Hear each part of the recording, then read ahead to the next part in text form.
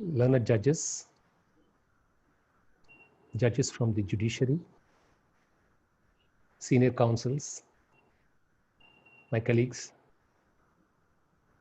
friends and well-wishers.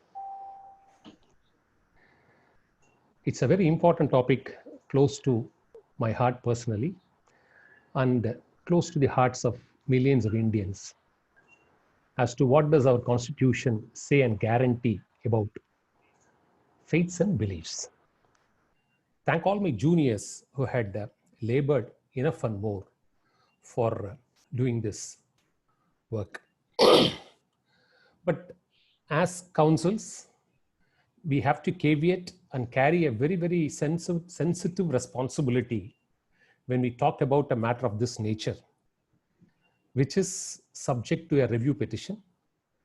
And the review is being started. It commenced hearing, but they could not progress because of COVID. And today, on 10th February, an order was passed saying that review is permissible. And today, Supreme Court appears, from what we understand, a detailed order has been passed, holding that the 9th bench will hear the matter at some point of time. And therefore, when a matter is subject to review, we have always a self-imposed care. I wouldn't say limitation, but a care. It involves the institution, it involves the authors, and it also involves the judgment.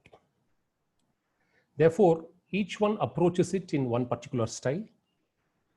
I have always believed throughout my 31 years of practice that we should always align and integrate with the institution. Contribution is possible only when you work with an institution and not when you try to either retaliate or give your own perspective. Each one, I'm not saying this is right or that is wrong. No comments on that. But we need to always be aligned, is my personal thinking.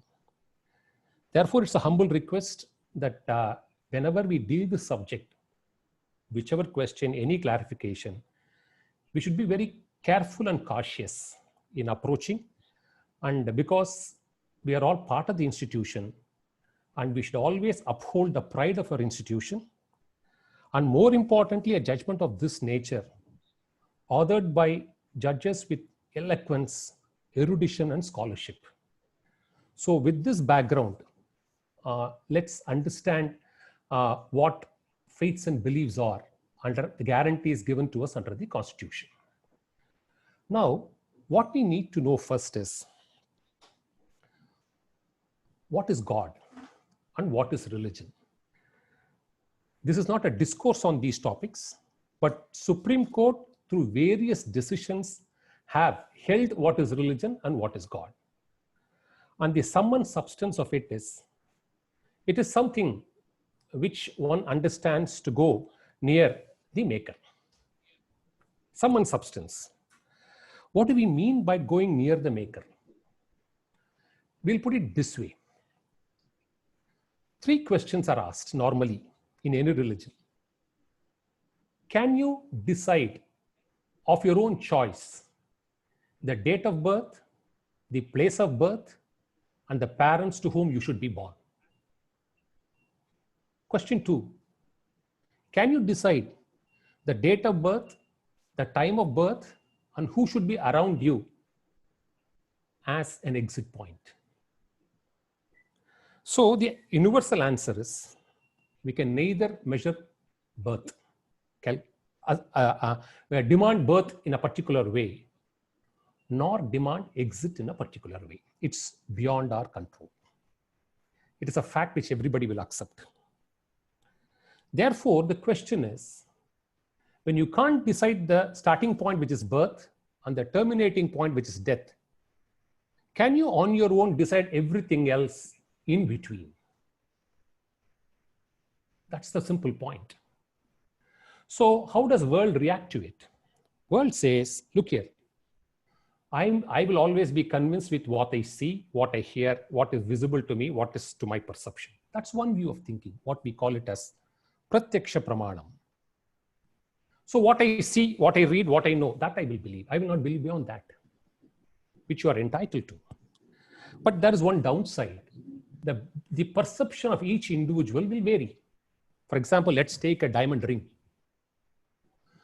For a man who wants to possess, if he possesses it, it gives him joy. For a man who wants to possess but is unable to possess, he becomes sad.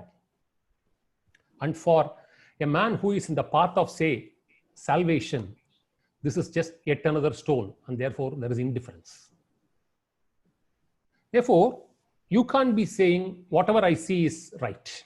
It may be right to you, but not necessarily right as a truth. Now, the second assumption we all make in our lives is presumption. When there is a smoke, say, in a faraway hill, then we assume there must be a fire underneath it. So this again can go wrong. For example, somebody in the next room smokes and you find the smoke coming out. As per this presumptuous meaning, there must be a fire under the smoke. So smoke comes via the nostrils. The fire should be in the nostrils, whereas the fire is only in the cigarette. Therefore, presumptions can also go wrong many times. Therefore, they say, you may lead your life based on these two, but there is something beyond this, which teaches you what is life. So it is that which we call it as religion. On the focal point of religion, we call it as God. Now, under the Constitution, you can have different sets of citizens. All are citizens enjoying equal rights. Some may say, I don't care about birth, I don't care about death, I don't believe in it, I've just born, I've just landed into this place. So God doesn't exist to me. So religion may call him as an atheist, but Constitution calls him as equal citizen. So we should respect that point of view. Somebody will say, I want to be very neutral. I know there is something in it, but I don't want to explore it. It may be there, it may not be there. We call them as agnos, but they are citizens of this country with equal rights. Some will say, no, my religion says, my scripture says, my teacher says, and this is the path I need to proceed to progress in life. Then we call them as believers. They are also equal citizens. They are not one shade better or one shade less. So, what does our Constitution guarantee is? It says all the three people are only citizens to the country and you can coexist together. And each one can profess, practice, and propagate what you feel is right. Subject to two limitations, which is what Supreme Court says. You cannot do anything to hurt yet another practitioner. A believer should not be condemning the atheist as this is irreconcilable, this should be shunned. He can't be doing that. Nor can an atheist do the same to an agnostic or to a believer. There is a confusion as we progress on the terminology of secularism. Secular means all the three, you may be a believer, non-believer, or an agnostic. All the three should respect the other and should respect every other co-religionist who is a practitioner of that religion. This is all the bottom line of secularism. Whereas the modern evolution seeks to go in a direction to say, secularism means you should be irreligious and the other person should be irreligious. So take religion out of you, then you are secular. That's where we are slowly progressing as we see the growth. Unless you are religious or not religious, you can't respect somebody else. So secularism has nothing to do with deciding the guaranteed rights under Article 25. Because they are enshrined rights, they are fundamental rights. Now, this is the basic premise. First, we should understand this basis. So, one can practice, profess, and propagate, but cannot hurt or insult or assault. If that is done, it is not some statutory breach in some criminal law. It is a constitutional breach. You are actually interfering with the right of someone else.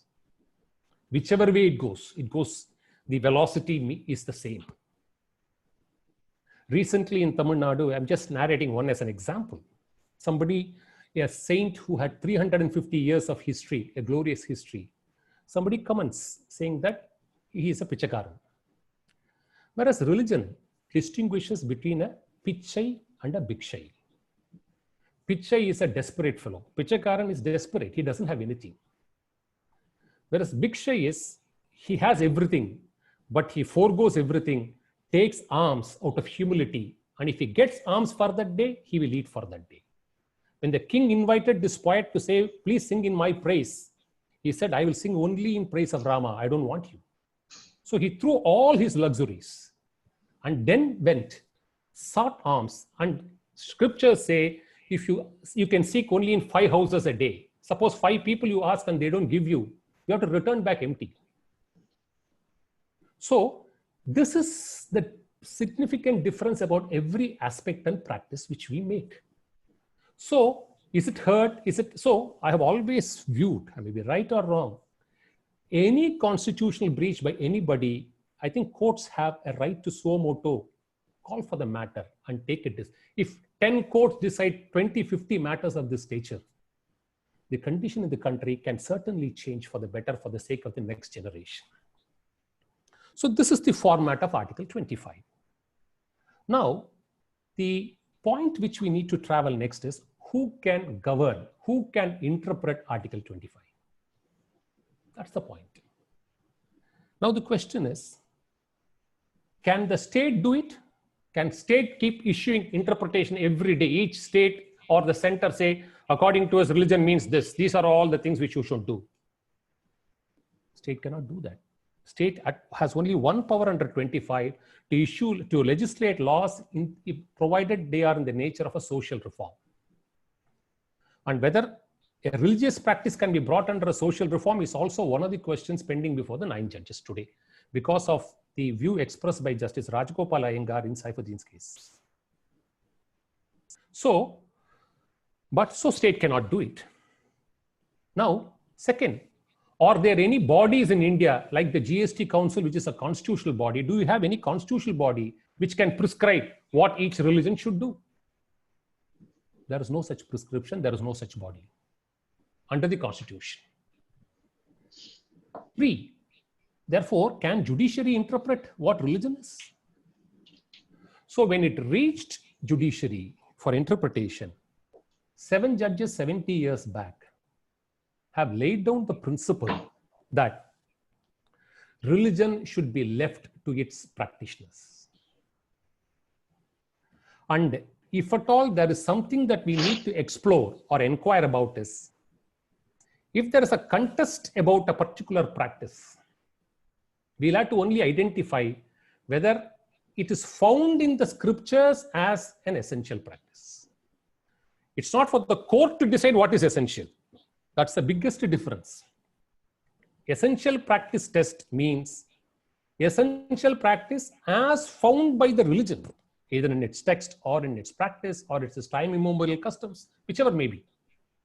Temple practice, ever so many things. So this is exactly what it seeks to say as essential practice tests. There can be exceptions. For example, 2 people come and contest. What do you say? Then, if both are found to be essential, then court has to accord status to both. If both are in conflict with each other, court may have to then decide which one is as acceptable to the scripture found to be right. There again, court cannot adjudicate on its own that no, after 2 you are come for a dispute. So after 2 we will decide that's not possible. They will have to reconcile it with the scripture to say this appears to be closer to the other one. Therefore, essential practice test is the standard test that has been in vogue for 70 years. Except for one judgment out of the 4, all the other 3 has actually accepted essential practice tests. There is no now I'm specifically referring to the Sabarimala judgment. Except for one judgment, rest of the 3 judgments have accepted the essential practice tests. Now, can you say Sabarimala is a case which satisfies this essential practice test? I will only give bare facts, not arguments, not contentions, for you to appreciate the bare facts.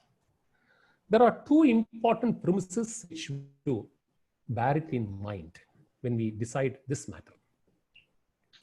Now, one is the stand taken by everyone, accepted by the court, that this idol, Ayyappa at Sabarimalai, is a Naishtika Brahmachari. Of course, the point which they pursue may be different from what I'm trying to put across, slightly different. But the convergence will be there for certain. I can assure you that. What is good about why I'm narrating this fact is this fact is accepted by all the four judgments, that the idol personifies the vibration and radiation of an Naishtika Brahmachari. Now, all that one has to see is Naishtika Brahmacharyam an essential practice test for religion?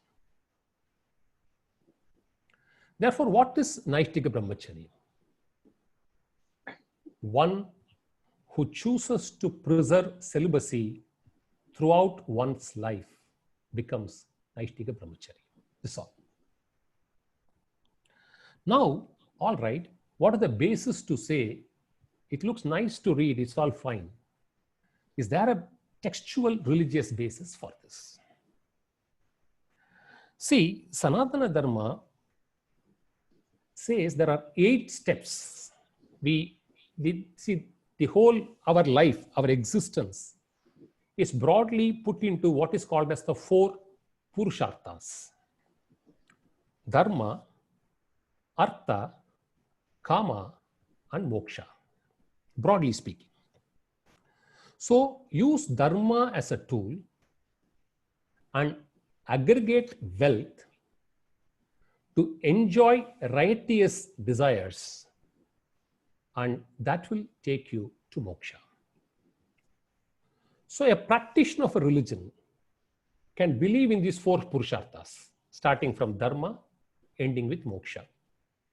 A non-practitioner can say, I will dispense the first, I will dispense the last. To me, Artha and Kama is life.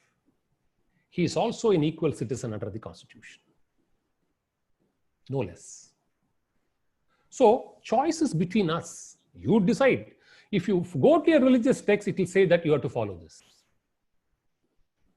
Therefore, the path of moksha, which is important in Sanatana Dharma, tells you it is an 8-fold path.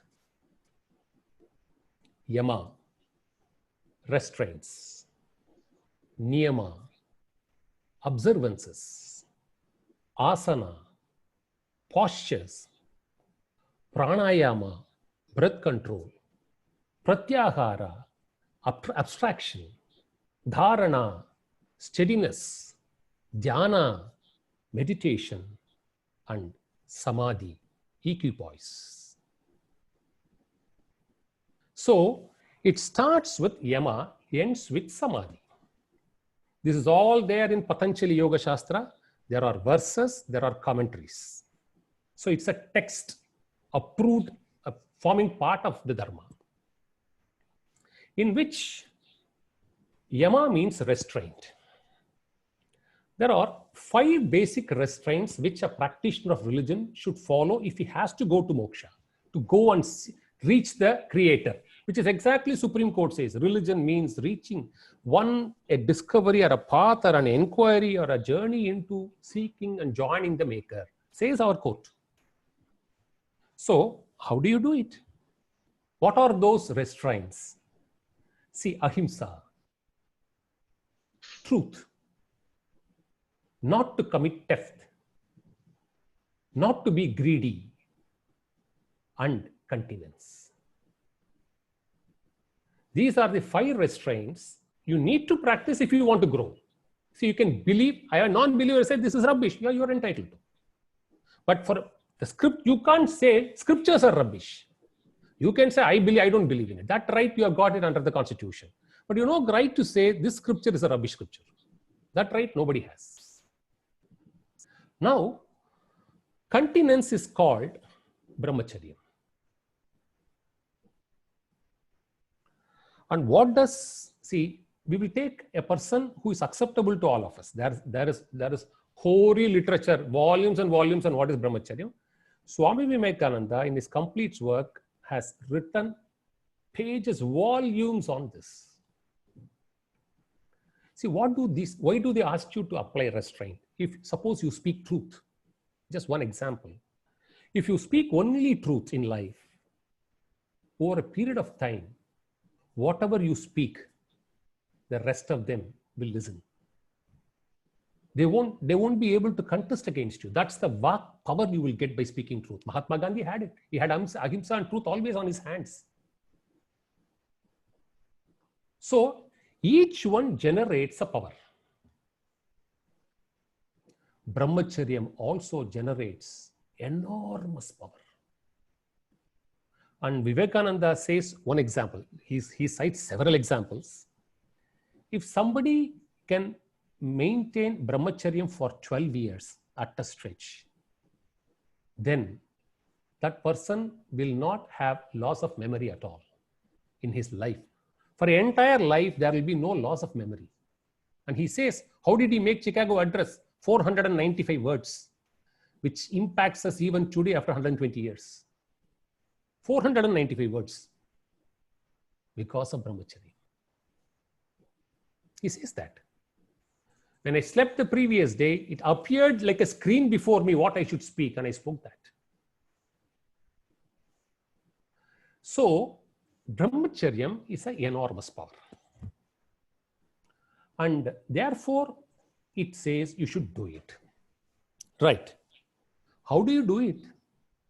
You should do it means how do you do it?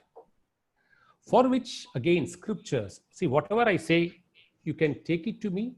It's all based on authentic, validated literature because it's all documented.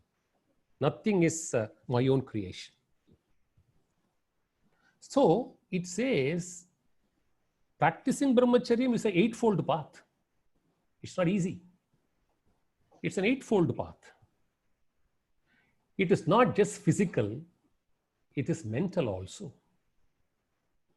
Don't think about the opposite sex. Don't try to interact. Don't try to even gesticulate. Don't attempt to reach. Don't attempt to send signals. And more importantly, don't see the opposite sex. Prakshana, not to look. It may look ridiculous for many in 2020. Fine. This is what Yoga Shastra says. So prakshana, not to see the opposite sex, is one of the essential limbs of brahmacharya. Now, when it comes to forms and names of worship in our Hindu pantheon, this is one religion. That's why we always say Sanatana Dharma and rest of the Abrahamic religions, they are all theologists because they worship a deity or no deity with text, something of that sort. Whereas Sanatana Dharma is always philosophical because there is plurality of deities. So, what do we do in Sanatana Dharma? This is what it says. Every deity has a form, every deity has a dhyana sloka, and every deity has a particular power. You worship Saraswati, she is one who can give you knowledge. Pray to Durga, she will give you courage. Pray to Mahalakshmi, she will give you wealth. Pray to Ganesha, he will take away the hurdles which you may have to confront in doing something. So, each deity and form has a particular power. And it is therefore a requirement that that deity professes, practices that power. The deity is identified with that power. If you go to Saraswati, She should be the Mata of knowledge. So she will manifest everything that is connected to knowledge. She will show that she has that knowledge. She has to exhibit that as knowledge. Only then that power can be pursued as a process of prayer or meditation. So this is our system of worship. And why do we say why should Sanatana Dharma says you should worship form and name? This universe is with multiple forms and names. All of us get distracted every second with various names and forms. Various. So it says this distracted mind should be brought to your focus. How do you bring it to your focus? Bring it to a particular form which is divine in nature, has divine qualities. Now we keep going on, we keep talking. Talking is the food for the thought, for the mind. Thought is the food for the mind, and thoughts emanate as words. So it says, instead of wasting your time in so many talks which are useless, chant divine names. So name and form, which we are regularly doing 24/7. It says do a lateral shifting first into a particular divine form and then chant the name to ensure you attain concentration. And if you want a material prayer, you pray for that material thing. And that energy, that center, that idol, that form has the ability to give you that. If you pray sincerely. This is the faith. This is the belief. Therefore, when it comes to Ayyappa, all the four judgments agree to the point. Ayyappa is a Naishtika Brahmachari. So, he should practice Naishtika Brahmacharyam.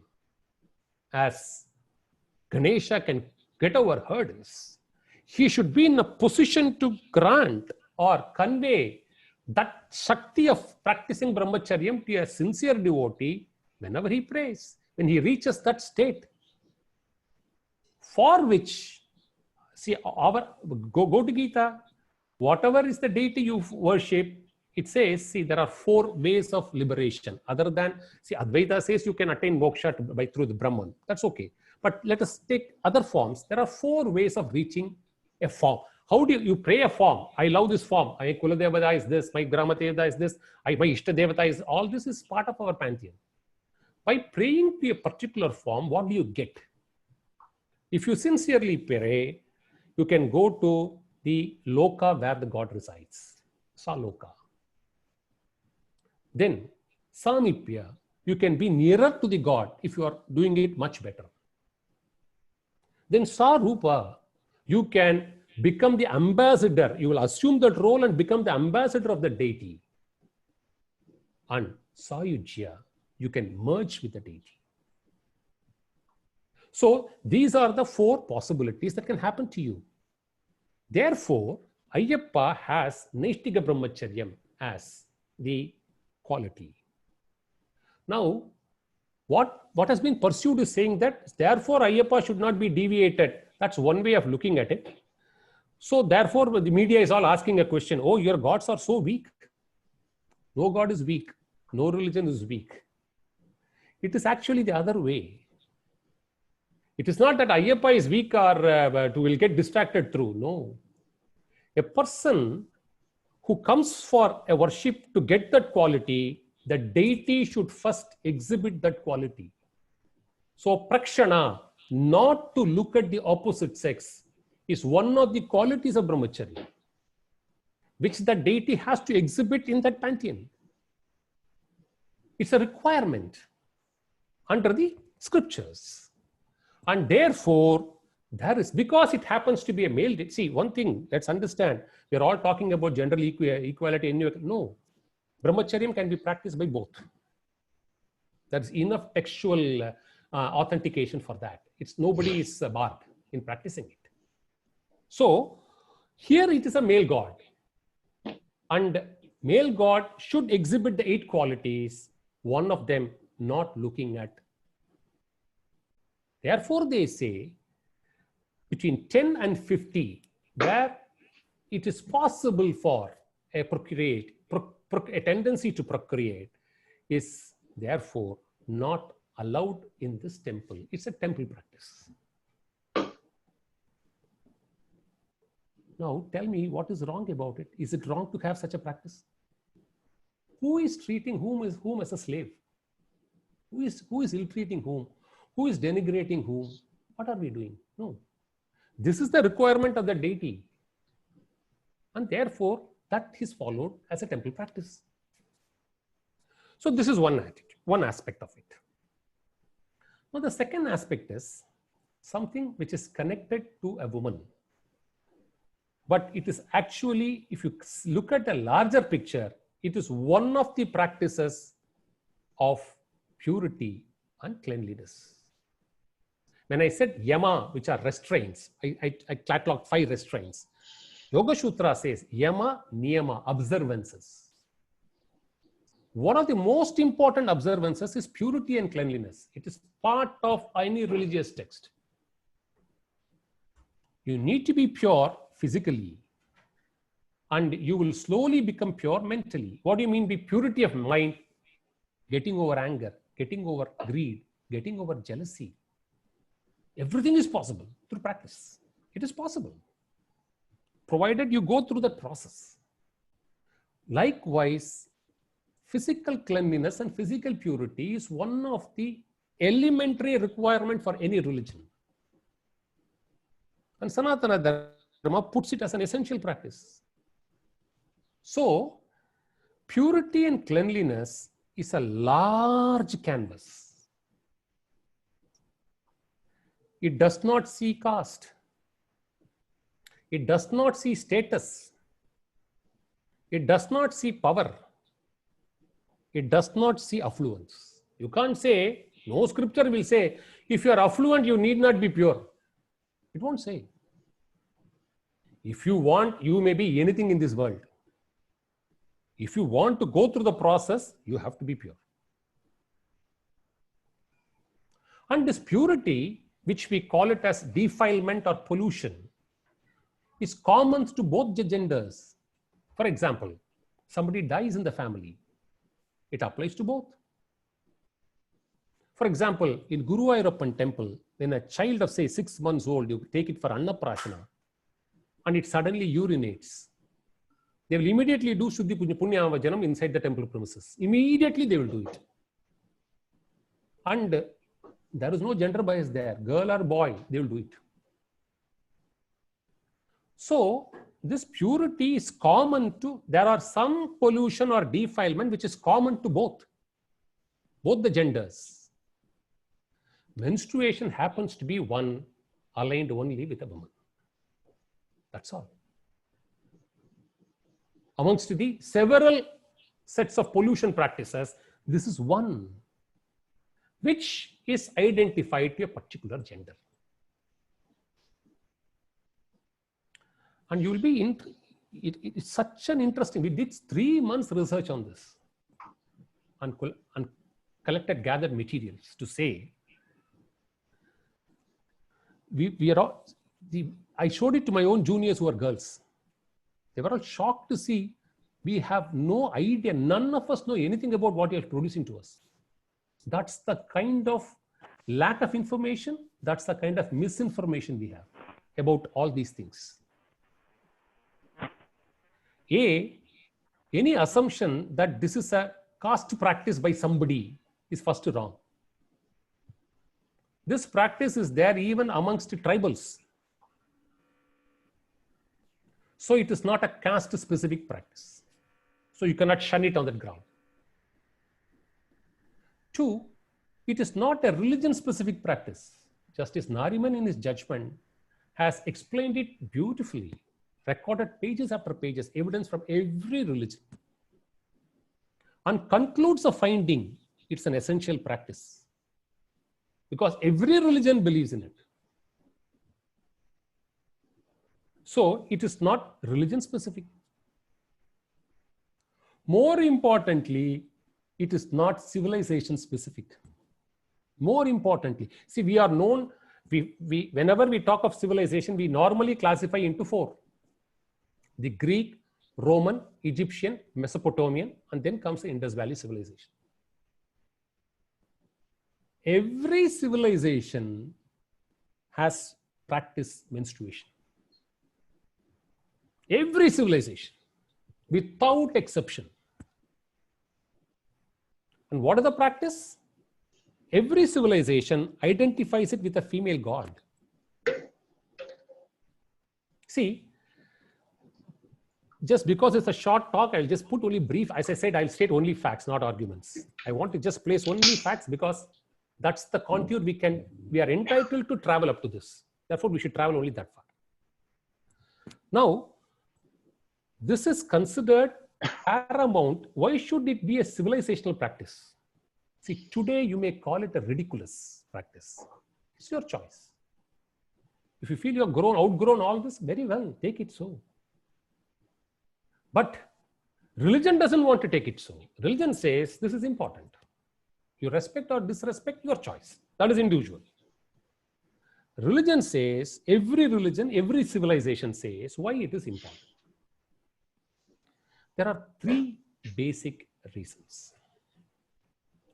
One is religious in nature, in terms of purity and cleanliness. Every religion, every civilization says you cannot pray during this period. It is to be avoided. All the religions and all the Greek, Roman, everyone has a deity.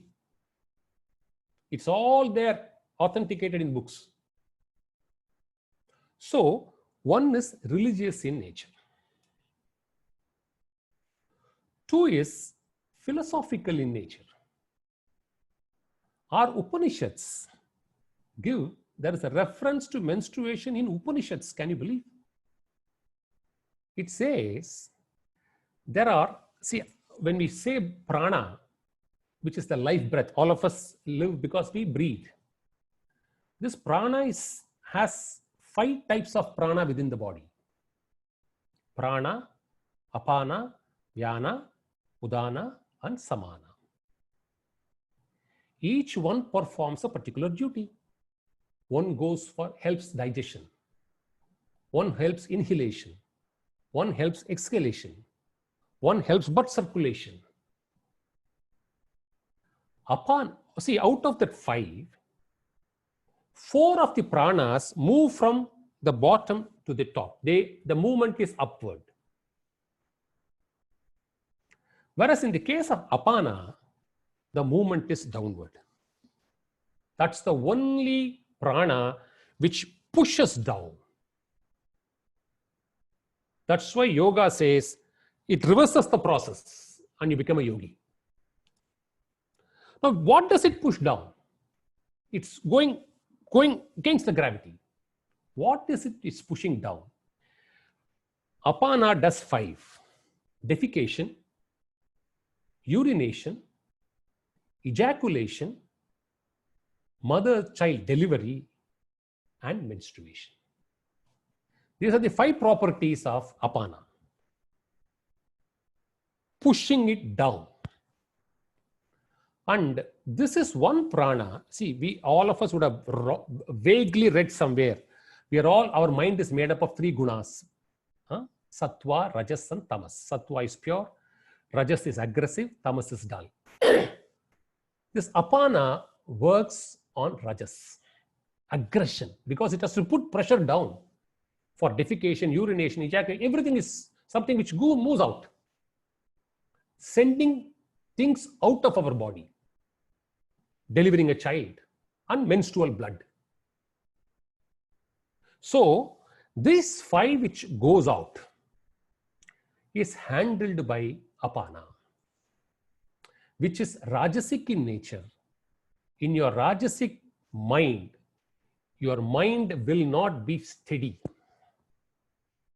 Your mind will not be calm. Have you not seen our sisters? Have you not seen our daughters suffering so much out of this? Every monthly cycle. All of us would have seen it. So, it's a tough period for any woman. And therefore they say, that's why in Sanskrit it's called as Rajaswala, Rajas, aggression. Therefore they say, you should not pray during this period. And they say, If you remain calm and quiet during this period, it turns out to be a practice of a vrata. It gains energy. You don't have to do anything else, rest. By resting, your energy increases. And therefore, it is called a vrata. Now, there is a third angle, which is Ayurvedic, medicinal. See, the foundation of the universe is always associated with women. Maya is always attributed as a Shakti Rupa. What is Maya? Maya is the potent of the power called Brahman, God, whatever you may call, and which has the creating power. So that is why it is seated in a woman. The power of creation, procreation, and generations to grow is seated in a woman as a representative of Maya. That's why Hindu Dharma eulogizes and offers so much respect to womanhood. Is there any other religion which offers prayers to a woman? As a child, when she is 5 years old or 8 years old, we offer her Kanya Puja. When she is married, we offer her puja as Suhasini. When she becomes a mother, she becomes half God. So everything connected to a woman is always considered very worshipful in our. See, people don't practice, people do ill-treat is not a mistake of the religion. When somebody hits his wife, that fellow should be finished. Put 10 guys in place. Things will change. But you can't say, connect it with religion. Religion doesn't say so. The two great epics, Ramayana and Mahabharata, conveys one truth. If you play with woman, you will get distracted. That's the message of both these epics. That's the power, that's the respect we offer to women in our system. So Ayurveda says, you have to be very careful. See, women, menstruation, and procreation are directly connected to moon cycles. There are very, very interesting and important chapters in Ayurveda on this. See, there are two cycles, the waxing moon and the waning moon. Why one should seek a procreation during waxing moon? Why one should avoid waning moon? Out of the 30-day cycle, the prescription is you should attempt a procreation only for 6 days. It's all found out. It's all identified. These are the 6 auspicious days for you to get a good progeny. If you do it and get conceived, if the woman conceives it on a waning moon, on a different, it says on the 15th day, if it is conceived, the child will be like this. On the 8th day, the child will be like this. These are all the attitude which the child will get. It's all prescribed. Authentic. Ayurveda is Padaveda, Upaveda. So it all says so. Therefore, because it is connected to her health as Rajaswala and her child's health, they impart extraordinary care. It is not a period to be ill-treated, nor is it a stigma. Draupadi, when she was pulled to the court, there's a quote in Mahabharata. He said, I demand you don't touch me. I demand, I have a right to say, because I'm in my cycles. So it is something to do with honor. It is something to do with assertion. Says the religion. You may believe, you may not believe. That doesn't matter. So, see, it's from Ayurveda, from Upanishad, and this is how we can show from every religion and every civilization. Now tell me, is this not an essential practice? So you have two basic buckets in which you have few other subsidiary issues also. I don't want to be, it's a narration of fact. It's okay. We'll broadly reach the contours. So these are the two broad features duly validated, saying that this is how it goes. So 7 judges have said, if something is essential, if you show it from the text, then the inquiry should end. No further inquiry. If you show these texts and say that the idol should practice, rather than saying the idol will get deviated, the idol should represent that feature in it, and therefore it is to be avoided. And in the menstruation, now somebody has also written a book, radiation. So when a tapasvi, when brahmacharyam gets more and more stored in your body, you will generate so much of heat. You will radiate, says scriptures. That radiation should not affect the uterus. That's the reason. So, well, these are the facts. We can't say this is right, that is right, this is judgment. Please do not ask questions about judgment. These are facts which needs to be, and much more, many people will say a lot. So this has to be, but broadly, does it not satisfy the essential practice test? That's the point. Now, see what is happening currently. If you take the judgment, interestingly, the minority judge, the Honorable Justice Indu Malhotra, concludes it's an essential practice. And Justice Nariman concludes it's an essential practice.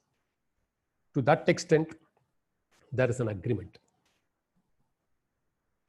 The only legal aspect which we find in his judgment is, he frames a question whether social reformation can be done through a reform by the legislature through legislation reforming a religious practice, because he has already concluded is essential.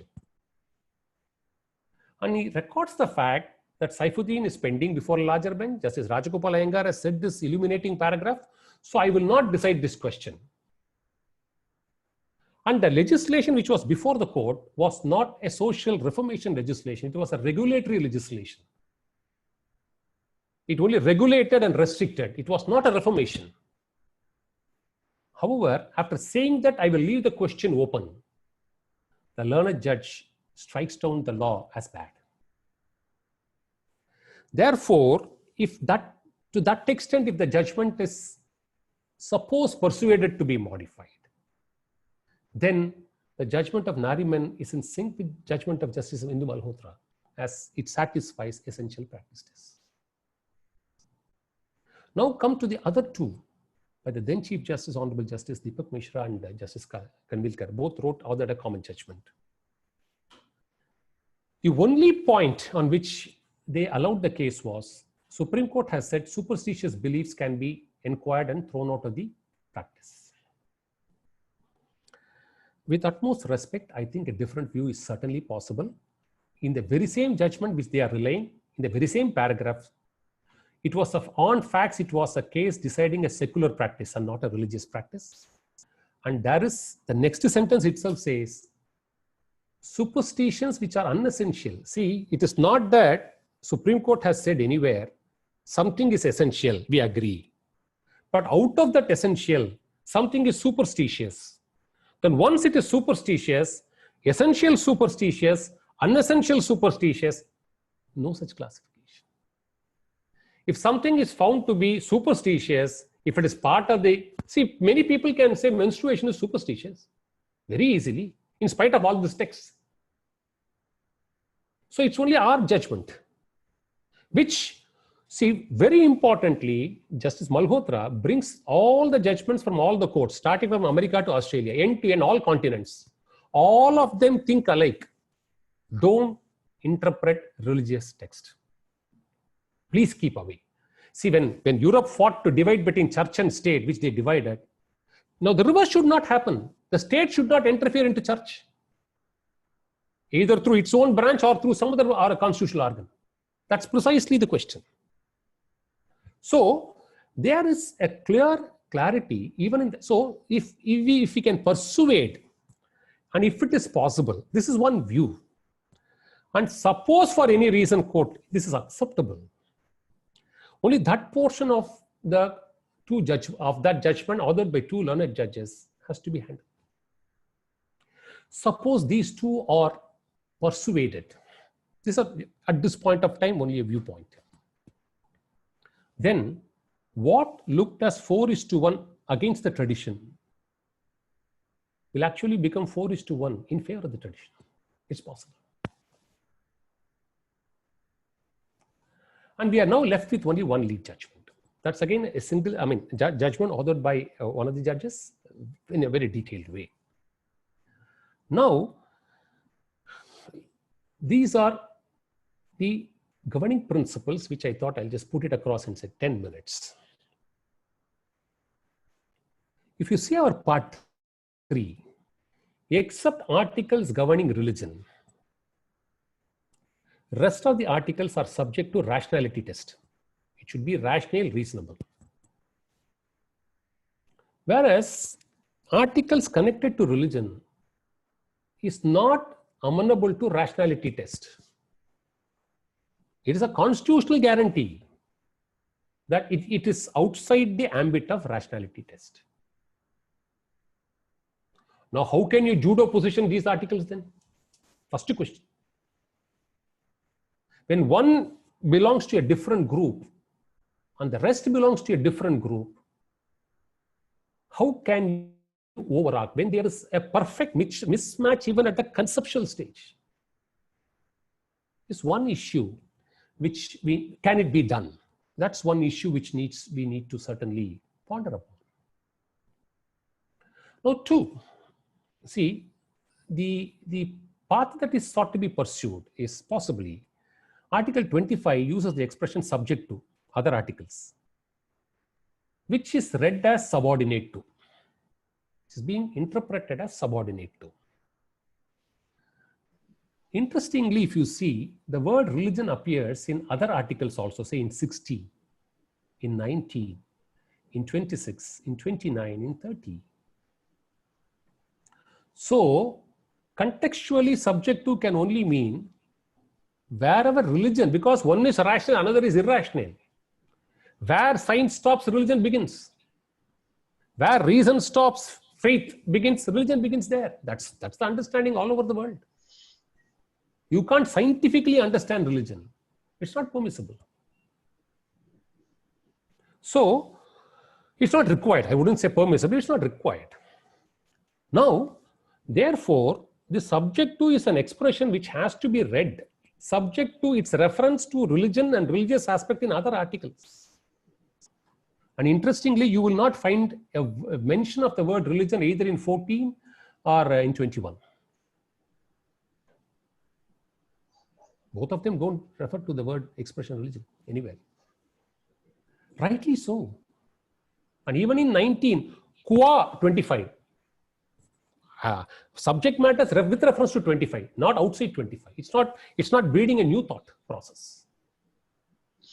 Therefore, subject to is not subordinate to, is one possible view which we can persuade at this point of time. Now, 3, more important, because ultimately it is made out as a gender discriminatory test. The judgment only seeks to say, this is slavery, this is removing the shackles, this is deep-rooted. It uses various expressions to say that women have been suppressed, oppressed, and demonized through this, which is something, a natural instinct to a woman. Now, and therefore, the whole exercise is arbitrary. See, Article 14, standard test is equals should not be treated equally, and unequal should not be treated equally. Equals should not be treated unequally, unequal should not be treated equally. That's the standard formula. The discrimination is not on gender. The restriction is based on religious practices called purity and cleanliness. Because women less than 10 and women above 50 can still go to Sabarimala. So, as we are now seeing some debates going on, one of the debates which is also pending before the court. No, this A is taken out of the basket. B, C and D are permitted. At a peripheral level, yes, one is out and the rest of the three are there. But if you inquire, it is not at A and B. It is at what is happening to A, B, C and D. And you are entitled to inquire that under law. What is happening to B, C and D is not happening to A. Similarly, the classification is not male versus female. The classification is cleanliness and purity. Versus, and that is not for the gender. For male, you don't have that. But male has a different thing. For example, somebody is on a penance, vrata for Ayyappa, his father dies. He will not go. It applies also, because pollution at a larger framework applies also to male. The types of pollution may vary. I agree. But pollution, it is not that they have chosen pollution practices only and dumped it against women. No. It applies to both sexes. So this is something which needs to be brought to the notice of the court when it comes to Article 14. Then constitutional morality. See, are we saying, see whether preamble can be here, all that, let me not be examining it. In fact, it was a big learning for me listening to our senior CSV sir's discussion and the way he articulated the subject matter with such a beauty. It's a big learning, and therefore he has already covered it very extensively. I'll have to say only one thing here. Are we saying, no, we have to take a call at some point of time. Are we saying there must be a constitutional religion? So what does constitutional morality mean? Now the judgment says very clearly, that one judgment very clearly says, even if it is a religious practice, constitutional values will overarch it. And suggest that at a later point of time, essential practice test, whether at all we should have essential practice test, should be examined. It has already substituted the test in this judgment. So the point we need to deliberate upon is, right, so are we saying henceforth for all religions, it will not be the religious text, it will be the constitutional text because of constitutional morality which will guide religion. You have to follow some text to practice. So, is it that religious text should give way and constitutional text will substitute religious texts? Because that is the morality. In which case, are we not rationalizing religion under the constitutional process, through the constitutional process? A legislation can rationalize it on the ground of social reform if it can. It has not done it, it will not be able to do it because it is only in one single temple this is happening. Rare. It's not that all women are barred from entry into temples to make it into a constitutional crisis. So, when social reformation is not possible or it has not happened, at least as on date, through a legislative mechanism, can now we say we will substitute constitutional text of religion? So are we to move next? Hereafter, it will be a constitutional morality.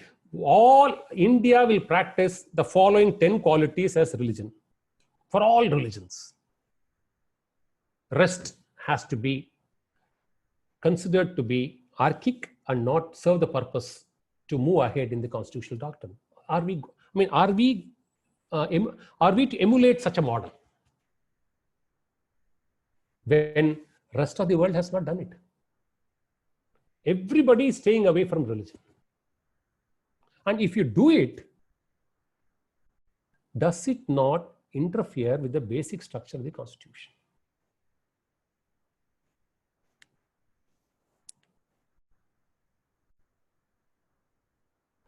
And secondly, will we not be rewriting Article 25 in that case when we reach there to say, notwithstanding anything contained in any religion, religion shall be.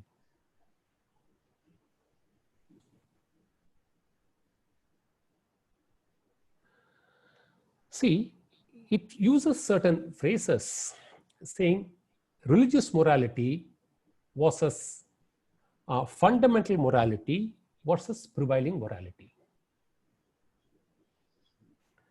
This is a very important topic, which we can lecture for 3 hours. Religion and religious morality will always remain static. Dharma will always be dharma, adharma will always be adharma. You can't swap them. You may believe, you may not believe. That choice is always with you. But prevailing and functional period will change. But are we to say, because times are changing, religious morality should also keep changing? When one of the retired judges came and met our spiritual guru, he asked this question to him. There are so many practices in Vedas which are very difficult for us at this age and stage. Can't you not relax it for us? After all, you're a guru. If you say, everybody will agree. Then he posed a counter question to him. All right, you are a judge till few months back. You find somebody has committed a crime. And you find committing crime is now the order of the day. Therefore, let us also dilute the law because it should match with him. Will you do it as a judge? Judge said, no, I won't do it. Then why are you asking me to do that?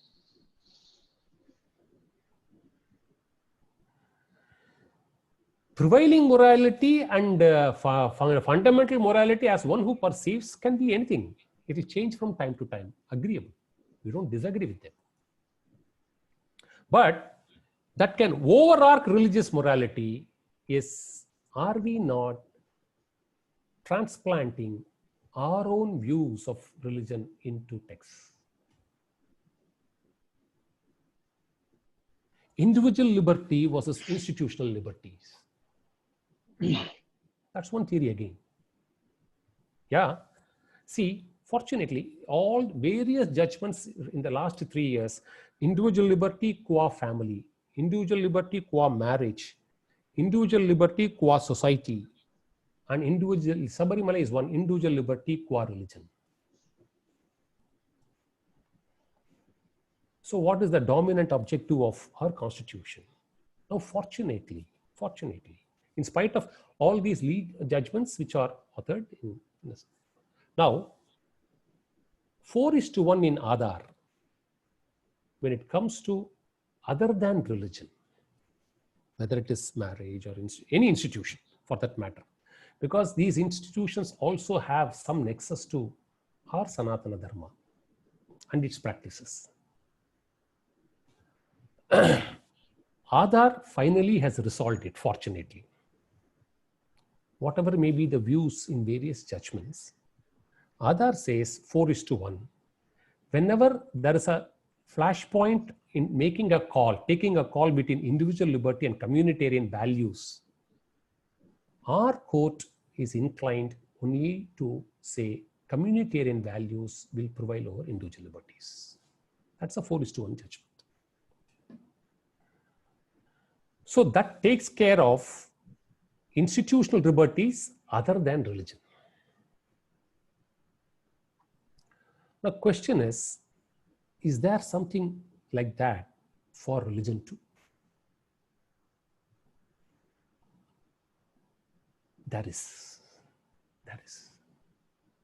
In spite of all these discussions, in spite of all these observations and views expressed, as we have communitarian value should overarch in Aadhaar, we now have a unanimous constitutional bench judgment of the Supreme Court delivered later in time, the Ayodhya case, And in 4 sentences, the learned judges have put it in a masterly language and with absolutely no ambiguity.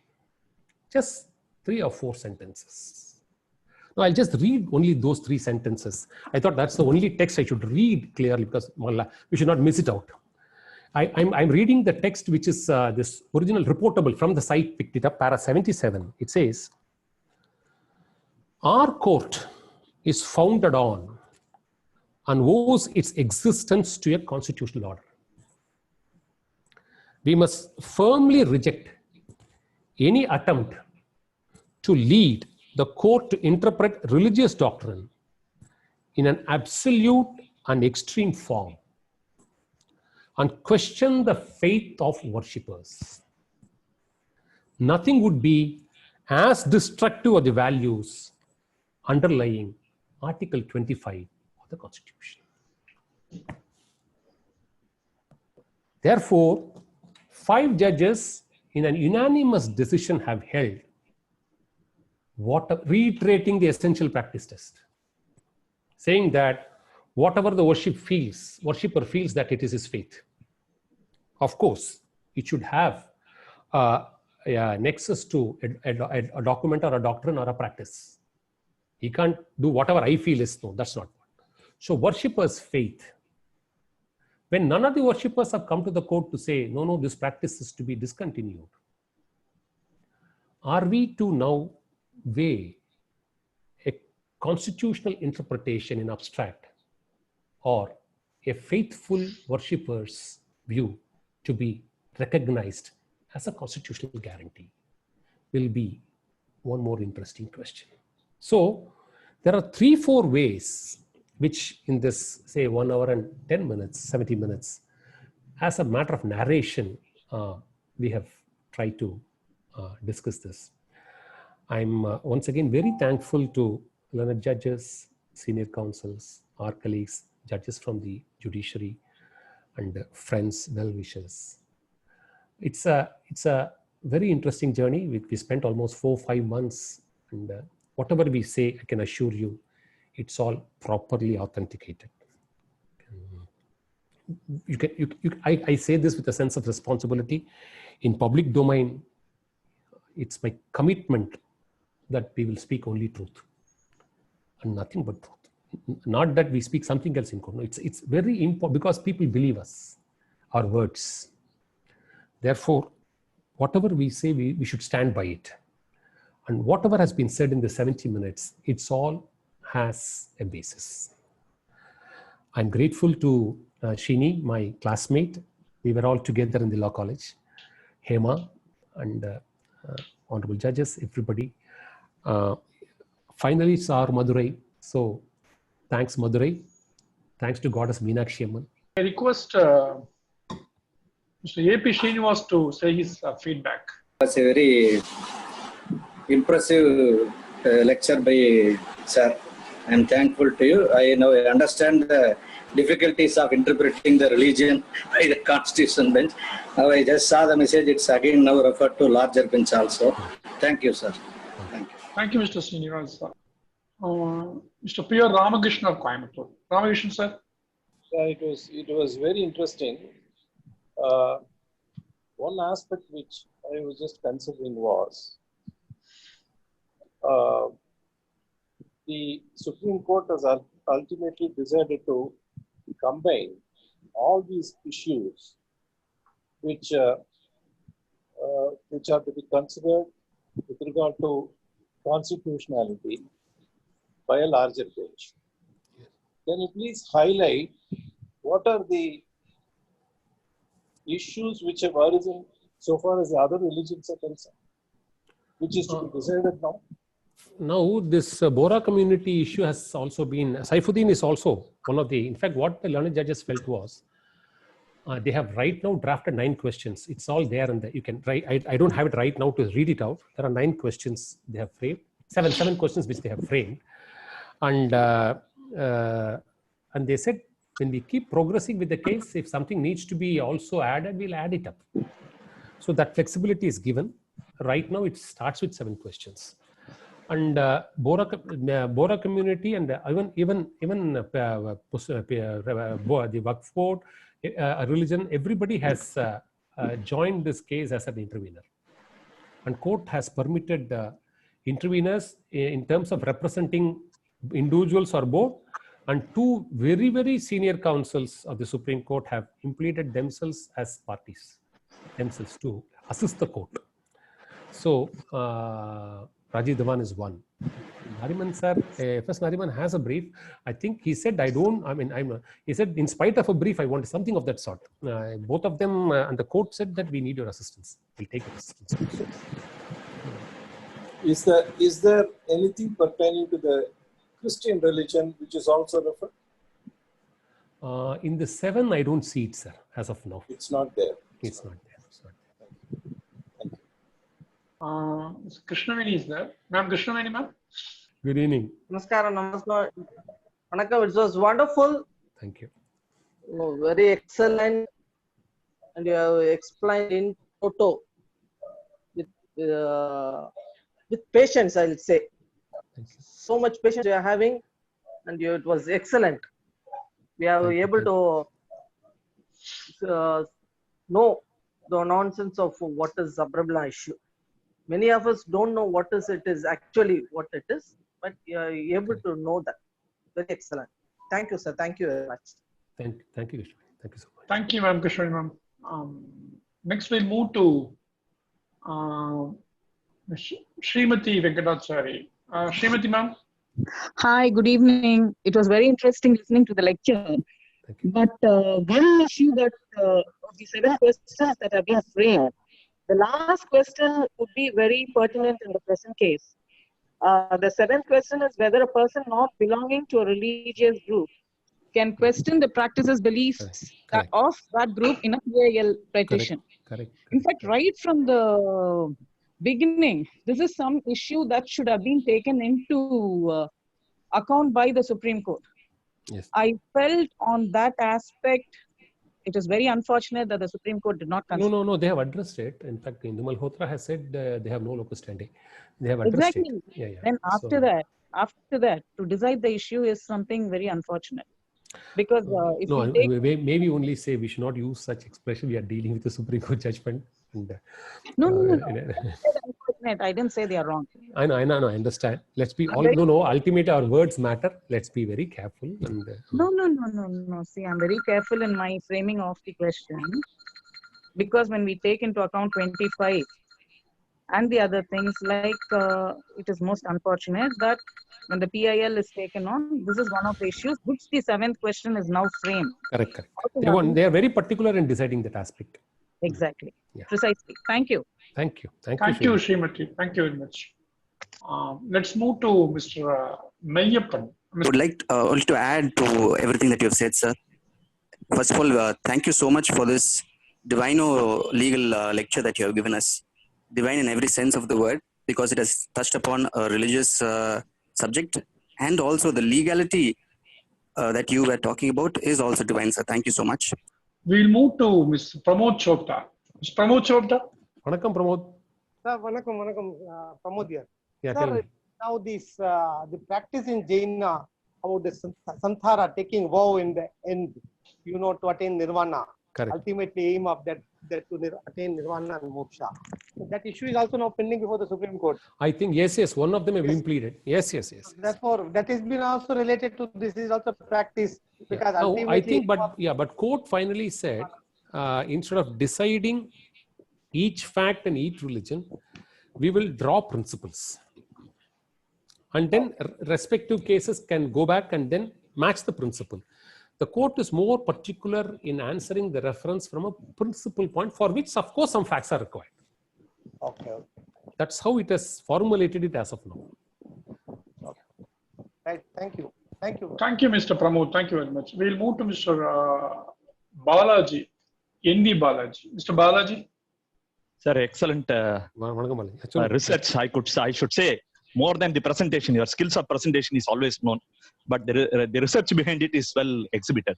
My question is only this. You talked about Yama Niyama Asanam Yalavi Punal Adakam. I am putting it in Tamil. what you have given.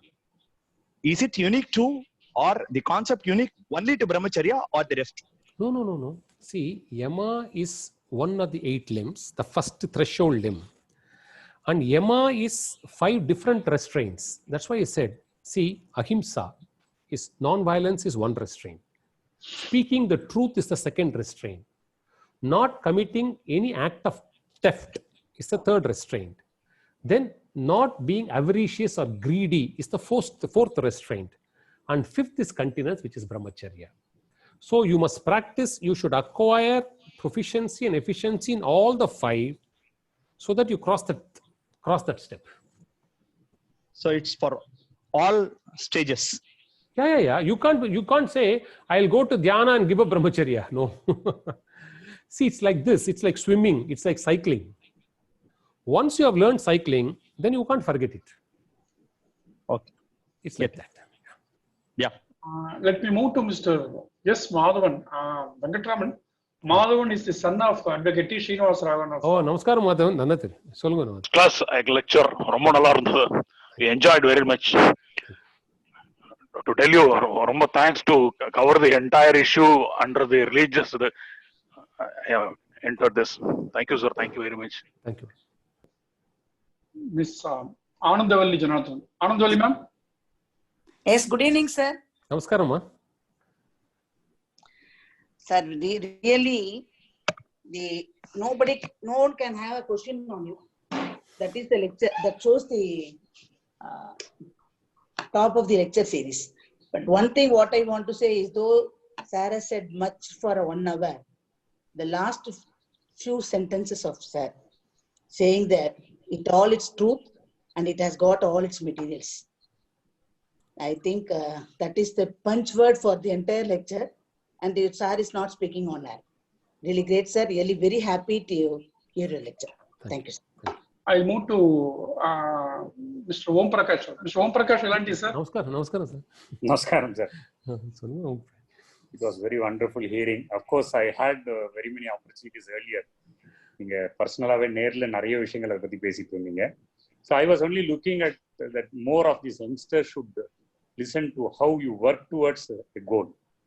So I think in that way, many people who had participated would have been benefited a lot, mold themselves as to certain principles, how we take forward. And even as an advocate, how you have worked hard towards that, how you bring out the essentials of it, and how you are looking forward to place it before Supreme Court. Because it is a very delicate issue. We all know that the matter is pending before the court. So in spite of which, you try to bring it upon before everybody so that everybody gets into it. And a united feel of it is what you are looking at. Thank you very much, sir. Thanks for hearing again. Let's move to Mr. T.V. Shivakumar. Thank you. Amazing lecture. Fantastic it was. Just I wanted to say congratulations. You did it. Beautiful. Because it's a request. See, I want to convey this to our women and also men, young women especially. See, we are undergoing a churn where there are 2 ways of looking at your rights and your positioning. The Western thought is always that they first say what you are doing as your profile in life, as a mother, as getting a children, as a wife. This is because it doesn't give you economic benefits. They say that this is not, it is a job of a maid. First assertion. 2, therefore, pitched against men. Second stage. 3, therefore, a fight for equality. And 4, therefore, a need for a liberation. Now, I'm making this only for people who believe in our scriptures. I'm not making it as a sermon and say this is what. No, these are all viewpoints. For people who believe in our texts do not treat women this way. See, any day, women are more organized than men. Take any field. If you can rear and bring up a child, it has management techniques. It has psychiatric techniques. It has huge sensitive connect issue techniques. Upbringing a family, upbringing a child. If a woman can do that, what is that she cannot do in this world? Is what our religion progresses. So my only request is, two things you bear it in mind, especially youngsters who believe in our scriptures. You always find whatever your ambitions, your desires, you should fulfill it. You should achieve it in your life. But ensure when you seek progress to achieve that, the basic commitments which as nature has crafted for you are somehow not left out. See your circumstances, see the support, see who can help you to ensure that the goal is reached. Please arrange all these affairs carefully. Don't either relegate it or dismiss it or put it in the back burner and think only of your aspirations. You have an aspiration, you should achieve it.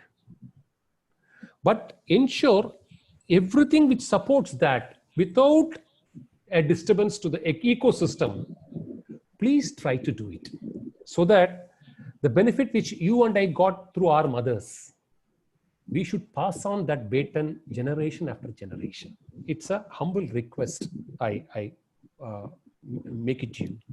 Regarding young men, see, unless you respect women, life can anytime be showing you the door.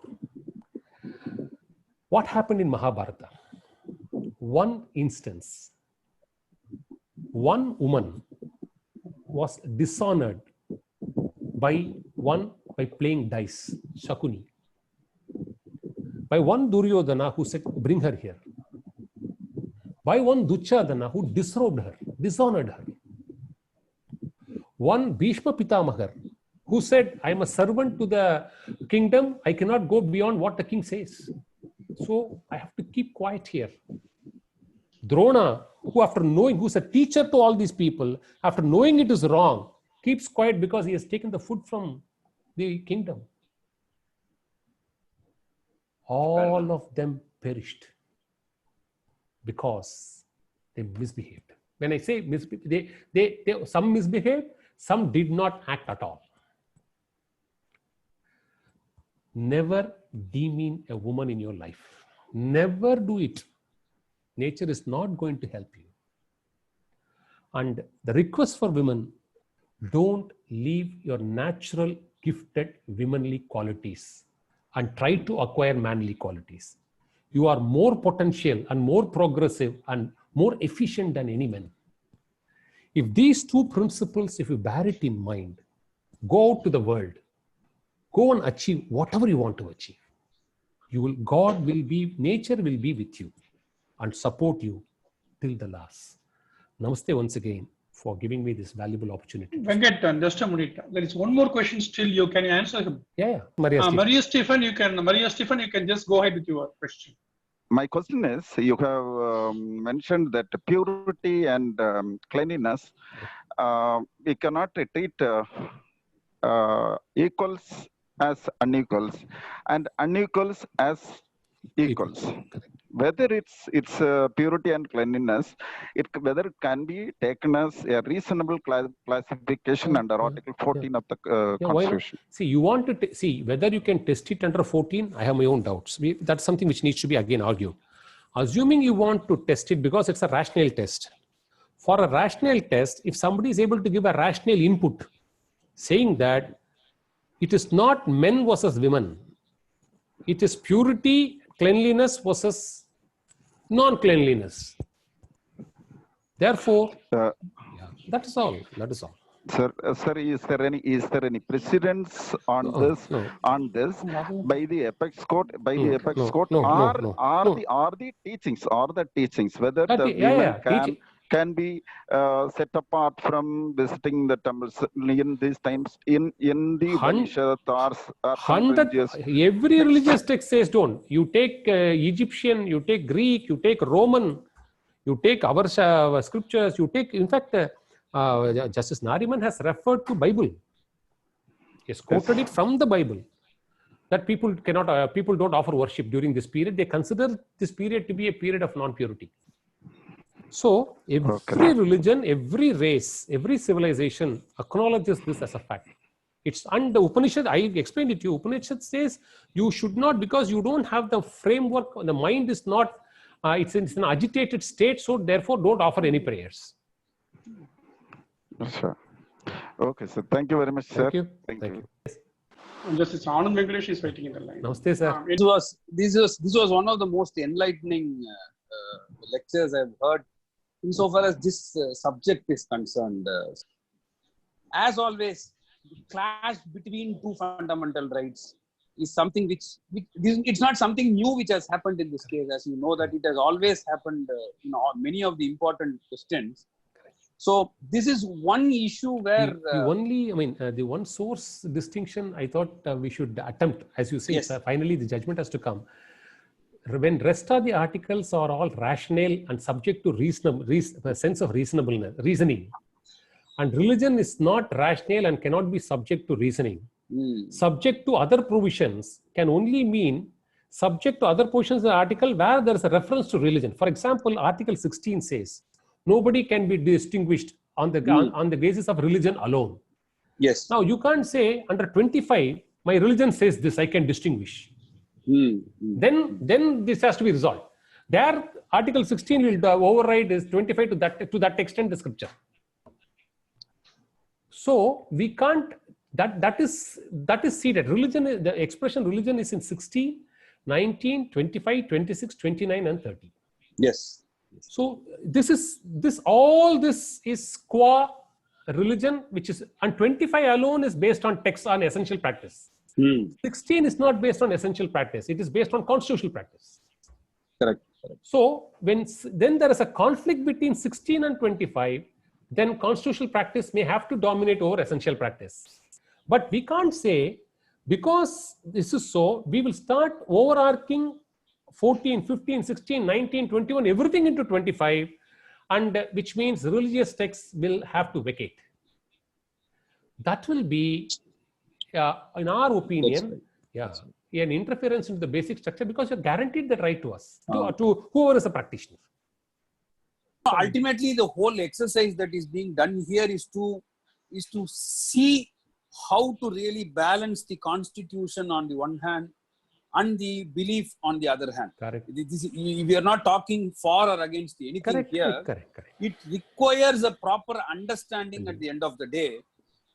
And I thought that rhetoric should not take away the reasoning, which is very important, at least for the learned persons belonging to the learned profession here, to really put their mind and come to their conclusion, rather than going by rhetorics and going by hollow propositions which is not supported by the constitution. So to that extent, you made all of us to really ponder upon as to what is really involved in this case and how it is going to be dealt with under the constitution. I think that is more important than anything else. That's right, sir. So thank you so much, sir. Thank you for your time. Thank you, Venkat. I think very satisfying session. And the feedback shows how much it has been received well.